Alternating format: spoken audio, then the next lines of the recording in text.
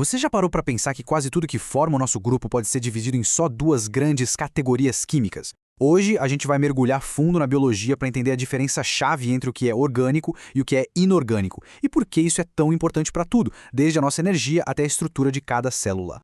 Agora, pensa comigo. O que o corpo humano, um pedaço de pão e uma simples colher de açúcar podem ter em comum? Parece uma pergunta meio aleatória, né? Mas a resposta está numa única família de moléculas, a família orgânica, que é basicamente a fundação da vida como a gente conhece. Vamos entender que família é essa. Olha só o nosso roteiro de hoje. Primeiro, a gente vai entender a química básica do corpo. Depois, vamos conhecer as duas grandes famílias de compostos, os inorgânicos e os orgânicos. Aí a gente vai desmentir um mito bem comum sobre o carbono e no final fechar com os pontos essenciais que todo mundo precisa saber. Tudo começa com a bioquímica. Pensa nela como a ciência que olha para um ser vivo e pergunta: do que isso aqui é feito? Quais são os ingredientes? É como se a gente estivesse lendo o rótulo de composição do ser humano no nível mais fundamental. E o ingrediente número 1 é surpreendente. Cerca de 75% de um corpo humano é água. Pois é, simplesmente água. Só depois é que vem as proteínas e todo o resto. Isso já dá uma boa ideia de quem manda no jogo, né? E se a gente desse um super zoom nesses ingredientes, a gente veria que 98% de tudo é feito de apenas 6 elementos. Para ajudar a lembrar, tem até um macete famoso na biologia, SHOMPS, que é carbono, hidrogênio, oxigênio, nitrogênio, fósforo e enxofre. Essa é a receita básica da vida. Bom, agora vamos organizar essa bagunça. Todos esses compostos que formam a gente se dividem em duas grandes famílias, os inorgânicos e os orgânicos. Entender a diferença entre eles é a chave para tudo que a gente vai ver a partir de agora. Então qual é a grande diferença? De um jeito bem simples, os compostos inorgânicos, como a água, por exemplo, costumam ser mais simples e geralmente não têm aquela dupla carbono-hidrogênio. Já os orgânicos, tipo as proteínas, sempre têm essa ligação. E é isso que permite que eles formem moléculas gigantes e super complexas. Vamos conhecer cada time mais de perto. Começando pelo time inorgânico. Pensa neles não como os tijolos da construção, mas como os eletricistas encanadores do nosso corpo. A água e os sais minerais não estão lá para construir as paredes, mas sim para garantir que tudo funcione direitinho nos bastidores. A gente já viu que a água domina, né? E olha que curioso, essa porcentagem vai mudando com a idade. Um bebê chega a ter quase 85% de água. Com o passar do tempo, essa proporção diminui. Ou seja, o corpo literalmente vai ficando um pouco mais seco com a idade. Mas por que a gente precisa de tanta água assim?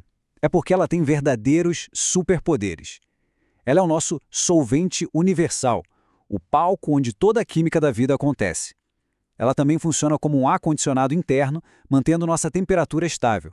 E é o motor do nosso metabolismo, essencial para tudo, desde construir músculos até queimar gordura. E os sais minerais, onde entram? Eles são os grandes parceiros da água. Uma analogia ótima para entender a função deles é pensar no que acontece se você jogar sal numa fatia de batata. A água começa a sair, né? Dentro dos nossos vasos sanguíneos, os sais fazem algo parecido. Eles ajudam a controlar para onde a água vai. E isso é fundamental para regular coisas como a nossa pressão arterial. Agora sim, vamos para o outro lado do campo. Se os inorgânicos são os reguladores, o time orgânico é o time dos construtores e das usinas de energia do nosso corpo.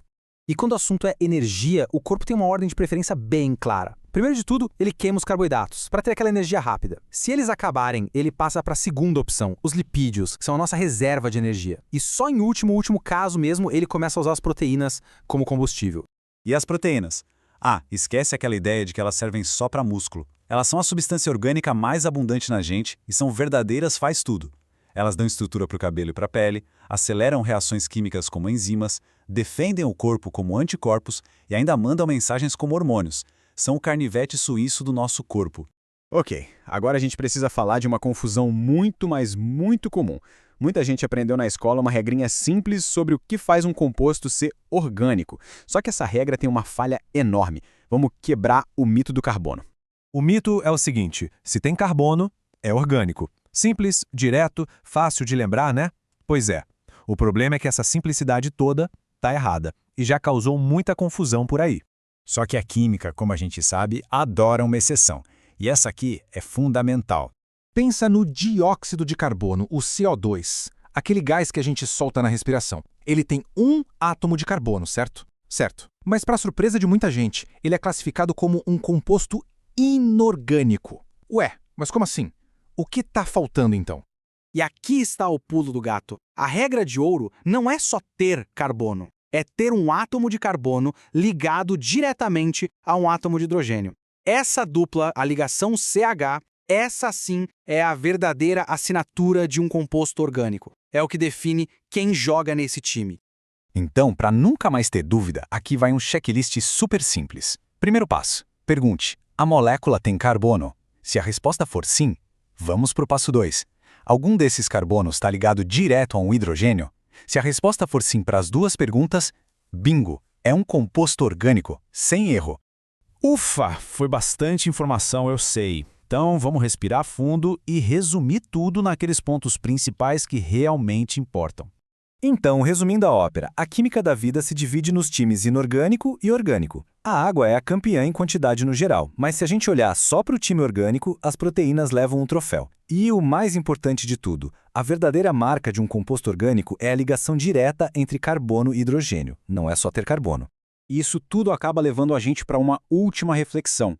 Se no nível mais básico, mais fundamental, um ser vivo é só uma coleção super complexa de reações químicas, o que, para além dessa química toda, é o que realmente nos define? Fica aí uma boa pergunta para a gente pensar. Obrigado por acompanhar essa análise.